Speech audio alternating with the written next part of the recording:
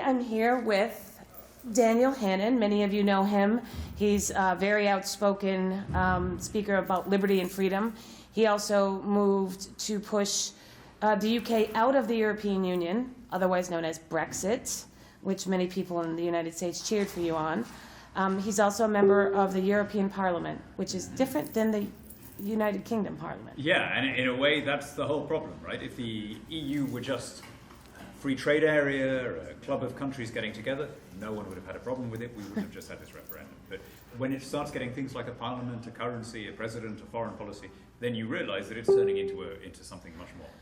Right. And you worked for years to get out of the EU, correct? Yeah, I wanted us to become an independent, self-governing country like Japan or the US or New Zealand or any other democracy in the world, right? And to work with our friends and allies on every continent, including Europe, while living under our own legislation.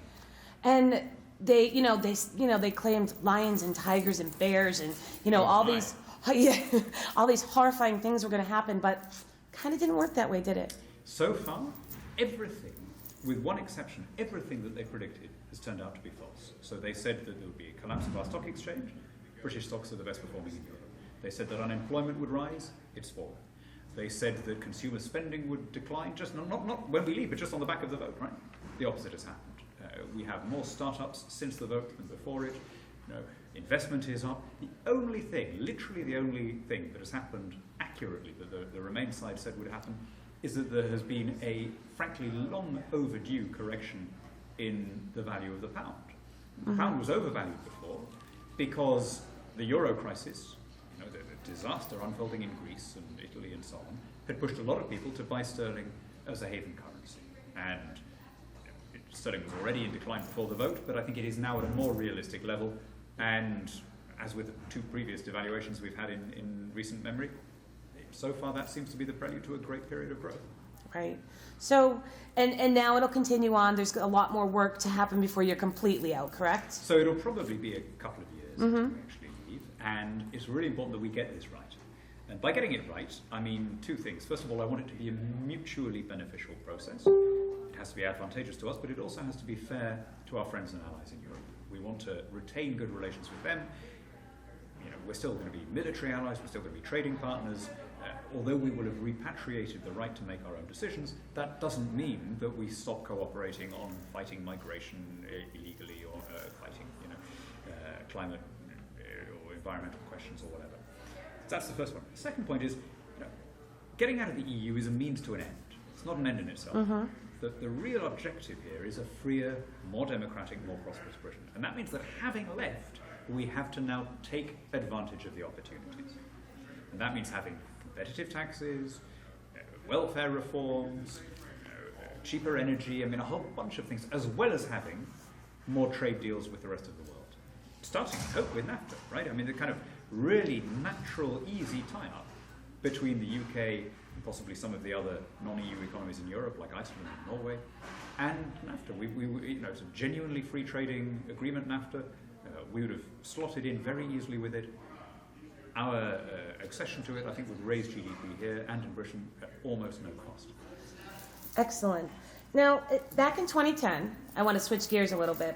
Back in 2010, you wrote a book called New Road to Serfdom, A Letter of Warning to America, which is an excellent book. And you talk about the Constitution and welfare and healthcare and federalism. You actually speak about the Constitution more knowledgeably than many of our Democrats and other politicians that actually hold office.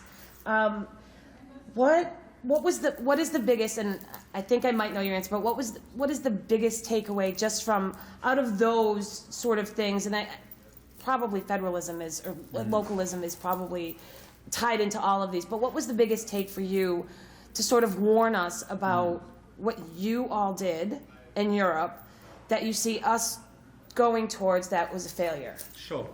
That's a really good question. There has been a general drift in this country away from its foundational principles, certainly for the last 100 years. And in a way that's kind of inevitable, and it goes with some international trends, but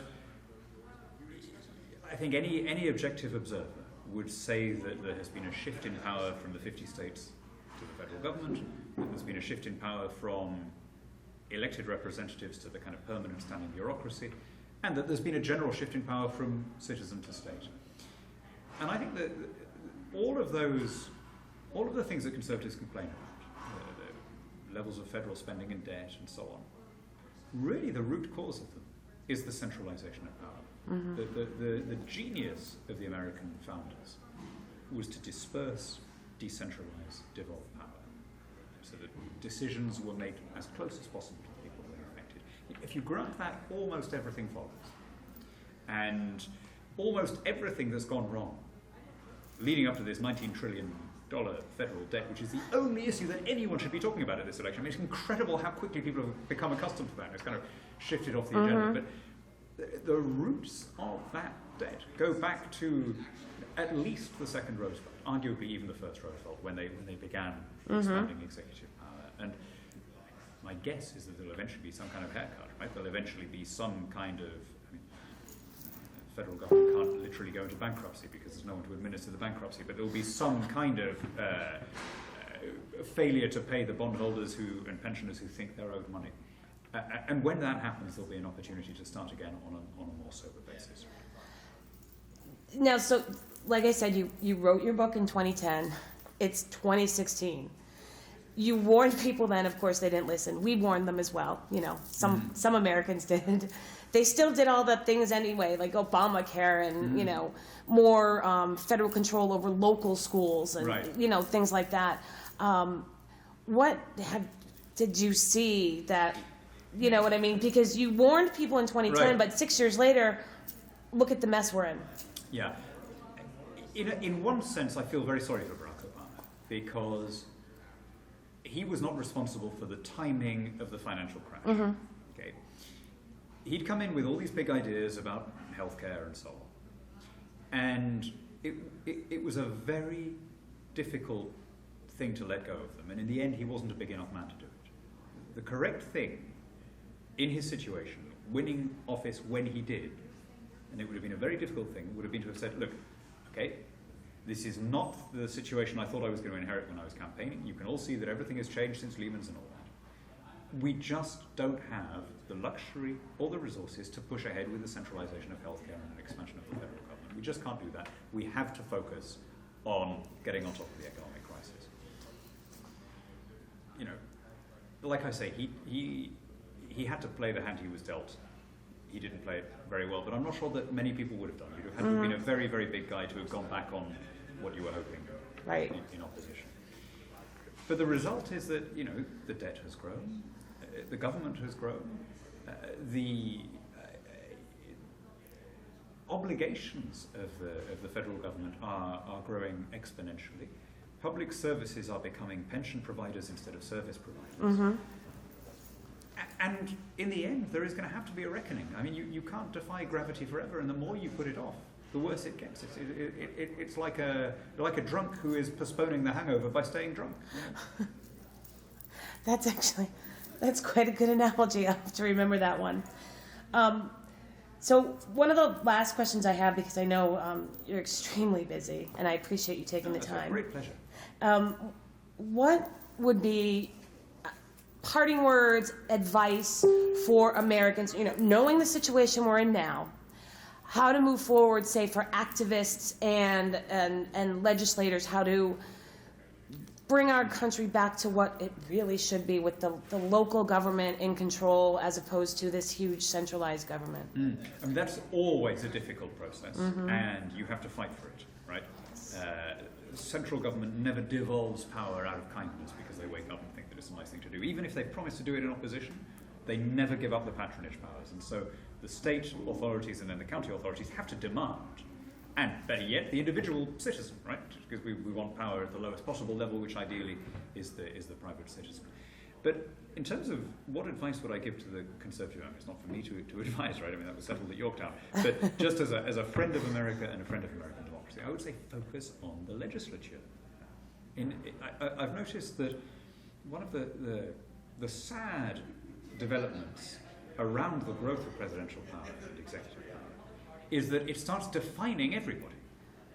So you go to a meeting like this, we're here at the Americans for Prosperity Summit, and people are arguing about, well, should the Republicans have endorsed Trump and so on. Think of all the other elections that are happening in November, right? Think of the elections to the Congress that actually sets the budget. That's where your problem is. That's the priority. You've got to get people in both chambers who are serious about reducing the debt and getting order and sanity back into the federal budget. And do you know what I would really like is to go back to the kind of slightly anonymous presidents that were in this country a long time ago. You look at the late 19th century, and you think, who were these guys? I mean, who remembers their names now, right? The Rutherford Hayes, the Millard Fillmores. That was a period of extraordinary growth and success for this country, and the watchword of the Republican Party during those post-Civil War years, up until Roosevelt, was strong Congress, weak White House. And you know what? It was a pretty good formula. Yeah, we need another Calvin Coolidge. Yeah, what a great man. I mean, the two really underrated American presidents were, of course, Calvin Coolidge, but also Grover Cleveland. I think they were the golden links in the chain of small government that goes from the foundation to Ronald Reagan. And they were, in a way, fortunate in that they weren't tested by heroic events. And for that reason, they're not remembered as the great, almost titanic figures that they really were. But it takes real patriotism and restraint to go into that office, recognizing the magnitude of it, recognizing that the presidency will simultaneously elevate and humble, and then to use your time in office to try and give power back to people. That's a special kind of greatness. Thank you so much, Mr. Hannan, and I really appreciate you taking your time. Very well. And I know many people were very happy to hear your excellent speech earlier. Thank you so much.